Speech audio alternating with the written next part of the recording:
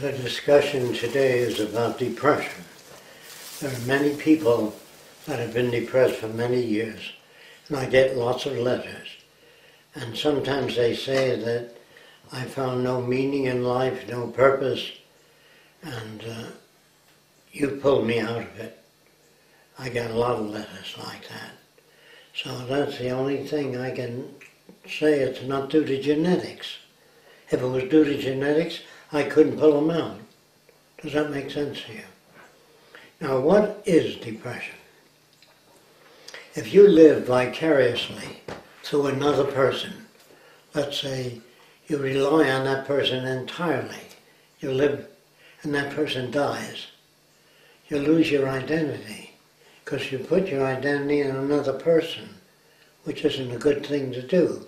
That's a kind of dependency. You know what I mean? So that's part of depression, a little bit of it. The rest is loss of identity.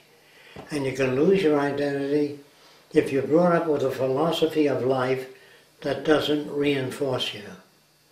If you're brought up with a set of values, do the right thing and everything will work out all right. And if it doesn't work out all right, you become depressed because you lose predictability. Is that clear? If you have predictability about yourself and other people, you can anticipate certain things.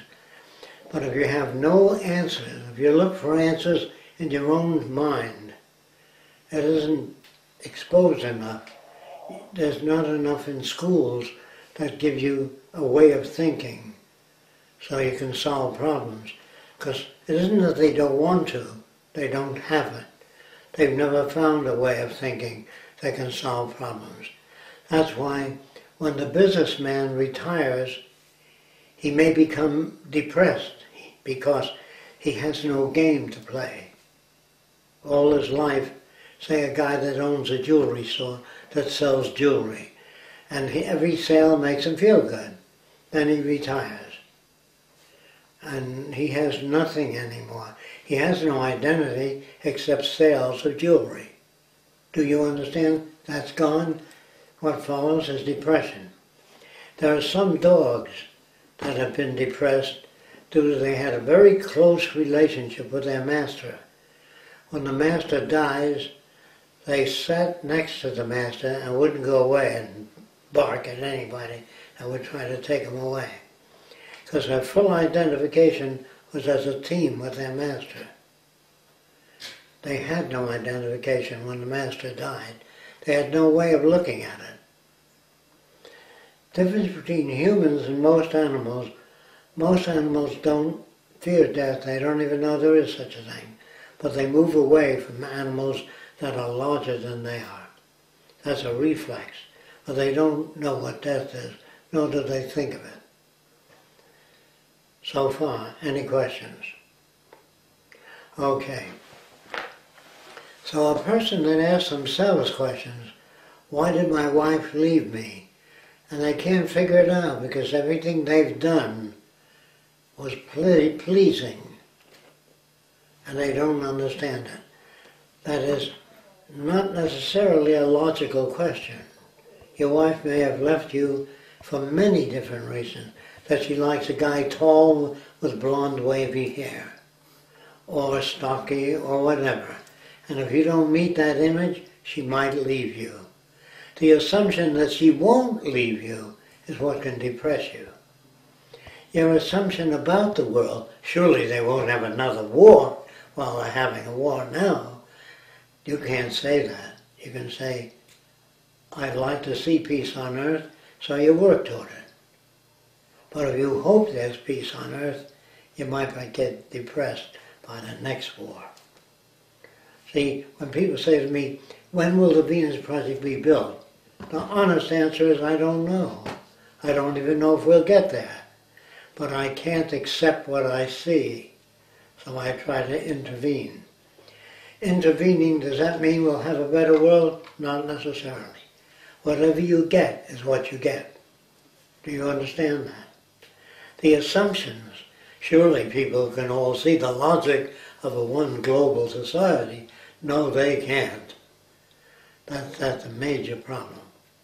So you use different techniques to try to get them oriented toward that. Okay, so what is depression and how do you get rid of it? If you're depressed, it means you're looking within yourself for answers, and you can't get that. How did I get it? I didn't find it in psychology books at all. Here's how I got it. I sat down and I said, what is depression? I said, I don't know. How can I know what it is? But a depressed person always seems to have a low self-image. Do you know what that means? I'm not getting anywhere in life. I'm not respected. 3 girls left me, whatever it is. It's a low self-sufficiency to start with. Now, instead of looking for the girl of your dreams, you try to make her. You know what that means? Educate her in whatever way you can. Doesn't mean it'll work perfectly, no. But it'll work better than you doing nothing. Do you understand that? Therefore, depression is not only loss of self-image, they have none. The guy finds himself in the Marines and he wants to be successful in the Marines, and that can't bring success. Unless they give you medals and everybody pats you on the back. That's your self-image. I made it, you can say. Or an actor that does a theater actor that acts before an audience, a live audience, and they applaud after. That makes him feel good. A movie, he doesn't know. If he works in a movie, he doesn't know that people are going to applaud. Do you understand that? Therefore, he could encounter depression. Anybody that does any routine, a job, a jeweler, a plumber, an artist, a painter, if they don't get reward for their painting, like you're a genius, you're a good creative, that makes them go on painting. But when people say, what the hell is that supposed to be? If they paint because they like to paint, that's much better if that occurs. If you go for a walk because you like to go for a walk, not because the doctor told you to go for a walk every day, at least a half hour. But if you don't do it because you want to do it, if you go out for a walk through the country and you smell the trees and you look around and you're pleased by that, do it. If it depresses you going for a walk, you have to restore the self-image. In most instances, there is no self-image. So you have to give them a self-image. You have to talk about a lot of things. The person says, gee, I didn't know that water became ice suddenly.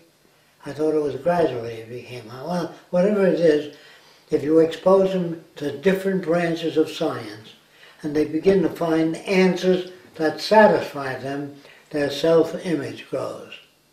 But if you make a Lutheran of a person and says, have faith in God, He'll look after you, if you put that faith in somebody you can't see or touch, it may carry you through.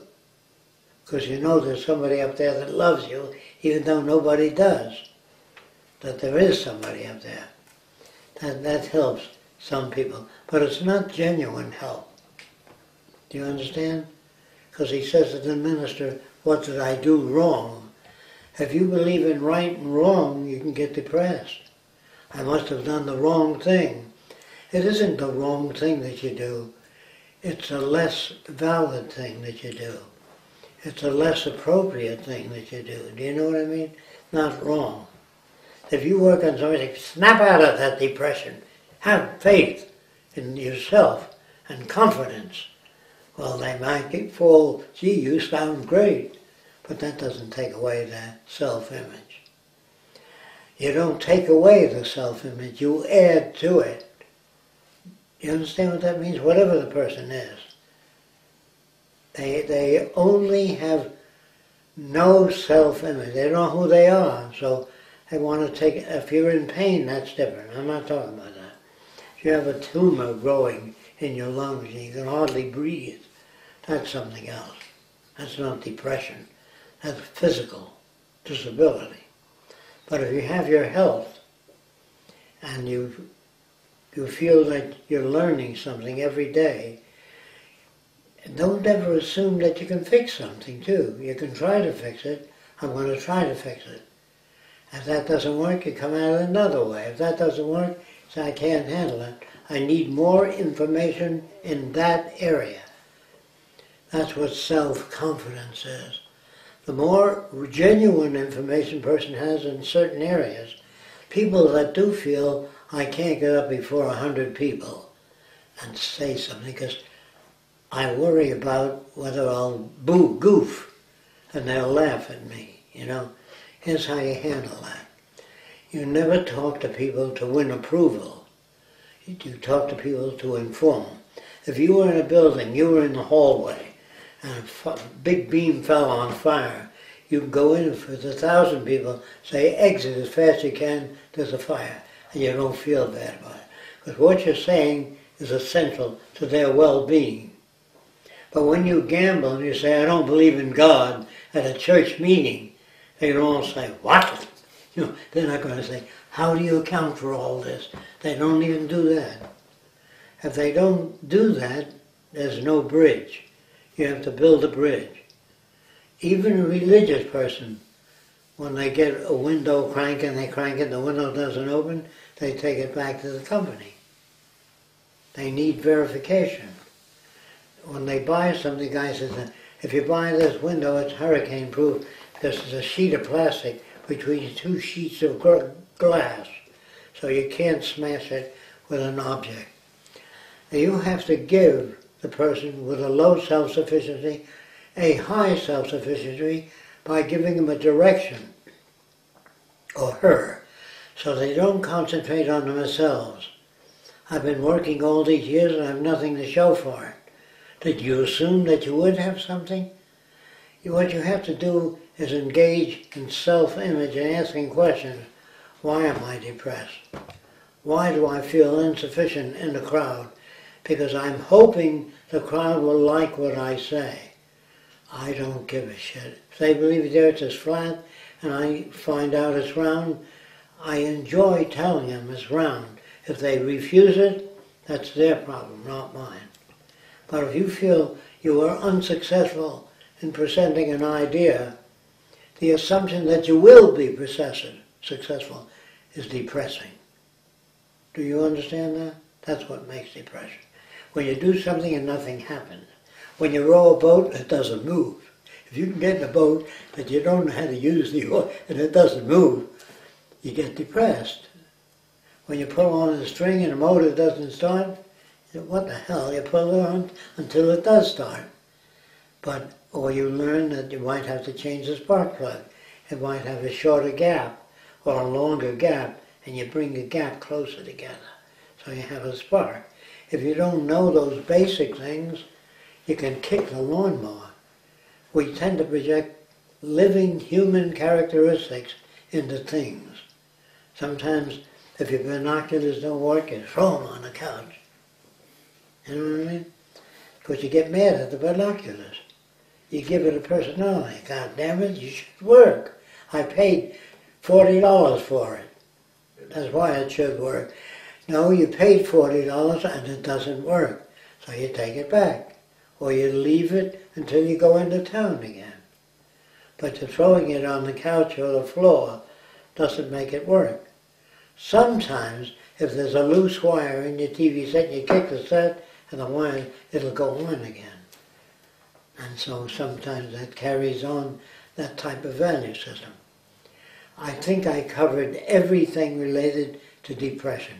It's a low self-image, or no self-image, or looking for justice. If you give them something to do that they identify with, not something that you like, something, talk to them about Venus Project, work on it, talk to other people, then they feel they're doing something. If other people don't understand them, they might feel disappointed. What they're disappointed in is their inability to make contact with other people. So it takes practice and error and mistakes. When I first walked over to Klan people, so why are you beating up the black guy? He didn't do anything to you. They just said a nigger lover from the north. They did not hear that, nor could they hear that. Do you understand? So if you talk to a depressed person and you show them what it is, so they know what's wrong with them, they don't have a self-image. How do you get a self-image? By learning new things. By learning things that take you out of the old value system.